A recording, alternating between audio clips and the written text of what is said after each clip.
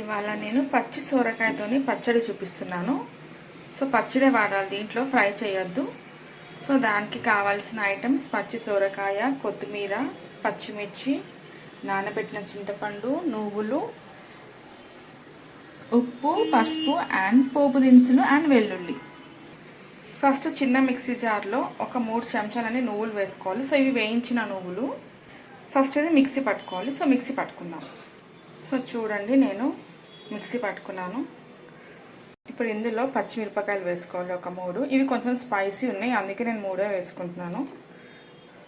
ఒక 3 వెల్లుల్లి, ఒక 2 పిడికెలంతా పచ్చి సొరకాయ.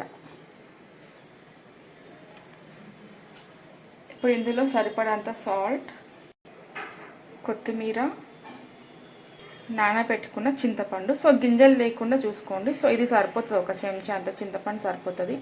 సో దీంట్లో కొన్ని వాటర్ వేసి మిక్సీ పట్టుకోవాలి. సో చూడండి, ఇలా మెత్తగా మిక్సీ పట్టుకోవాలి. సో ఇప్పుడు ఇది బౌల్లో వేసుకుందాము. సో చూడండి, ఇలా ఉండాలి కన్సిస్టెన్సీ. ఇప్పుడు ఇందులో పచ్చి కొత్తిమీర వేసుకోవాలి, వేసుకొని కలుపుకోవాలి.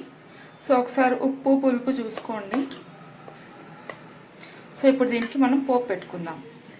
స్టవ్ ఆన్ చేసుకొని కడాయి పెట్టుకుందాము. ఇందులో 2 చెంచాల నూనె వేసుకోవాలి. యాక్చువల్గా ఈ నేను అప్పుడప్పుడు చేస్తాను ఈ పచ్చడి. పచ్చి వాసన అట్లా ఏమీ రాదు. అండ్ వేడివేడి అన్నంలో ఒక 5-6 ముద్దలు వేసి మొత్తం అన్నం కూడా తినవచ్చు, అంత బాగుంటుంది.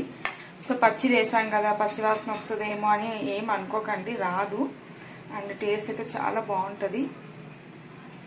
నూనె వేడైంది. ఇప్పుడు ఇందులో జీలకర్ర, ఆవాలు, మినపప్పు, ఎండుమిర్చి, కరివేపాకు, కొంచెం కొత్తిమీర, కొంచెం వెల్లుల్లి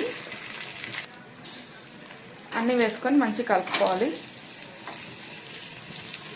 సో ఇవన్నీ వేయండి. ఇవన్నీ వేసి ఈ ఫ్లేవర్ అన్నీ వాటికి పట్టుకొని చాలా బాగుంటుంది పచ్చడి. కొంచెం ఇంగువ అండ్ పసుపు. స్టవ్ ఆఫ్ చేసుకోవాలి. పోపు ఇందులో వేసేద్దాం. సో చూడండి ఎంత బాగుంది కలర్. సో ఈ పచ్చడి అయితే మీరు ట్రై చేయాల్సిందే. సో ఇది నిల్వ ఉండదు. ఏ టైంకి అంటే మధ్యాహ్నం చేసుకుంటే మధ్యాహ్నం తినేసేయాలి, ఎందుకంటే అన్నీ పచ్చివి ఉన్నాయి కదా దీంట్లో.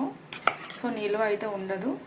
సో ఈ రెసిపీ అయితే ట్రై చేయండి. వేడి వేడి అన్నంలో కమ్మ కమ్మగా తినేసి ఎలా ఉందో నాకైతే కామెంట్ చేసేయండి. Thank you for watching my video.